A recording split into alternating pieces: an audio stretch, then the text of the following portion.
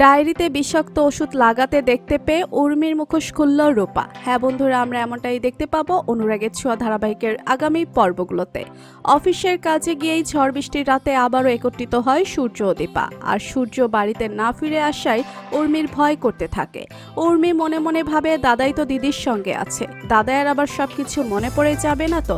তাহলে তো সবটা আমার হাতের বাহিরে চলে যাবে। পরদিন সূর্য বাড়ি ফিরে আসে। সূর্যর মনে পড়তে থাকে দীপার কথা।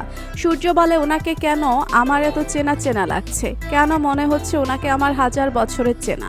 তবে কি সত্যি উনি আমার দীপা? সূর্যের যখন একটু একটু করে দীপার কথা মনে পড়তে থাকে, তখন আবারও সূর্যের হাতে সে ওষুধ মেশানো ডায়েরিটা দেয়।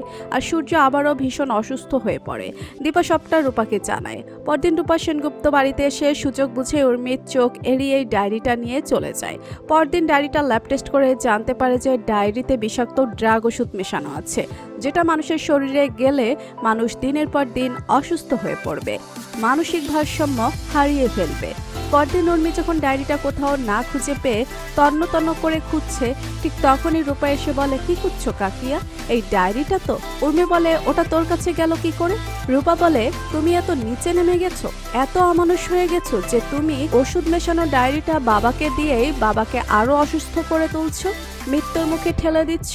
ছি কাকিয়া, তোমার মুখ দেখে আমার ঘৃণা হচ্ছে। উর্মির এই কুকীর্তি জানতে পেরে সবাই অবাক হয়ে যায়, আর উর্মি তো প্রচন্ড ভয় পেয়ে যায়। রূপা বলে, তোমাকে আমি পুলিশে দেব। তো বন্ধুরা, তোমরা এটাই চাও তো যে ডায়েরিতে বিষাক্ত ওষুধ লাগানো আছে জানতে পেরেই উর্মির মুখোশ দিয়ে তাকে পুলিশের হাতে তুলে দেয় রূপা। ভিডিওটি ভালো লাগলে লাইক, কমেন্ট, শেয়ার করুন। আর আমাদের চ্যানেলে নতুন হয়ে থাকলে চ্যানেলটি সাবস্ক্রাইব করে রাখুন, যেন অনুরাগের ছোঁয়ার নতুন আপডেট সবার আগে পৌঁছে যায় আপনাদের কাছে। ধন্যবাদ সবাইকে।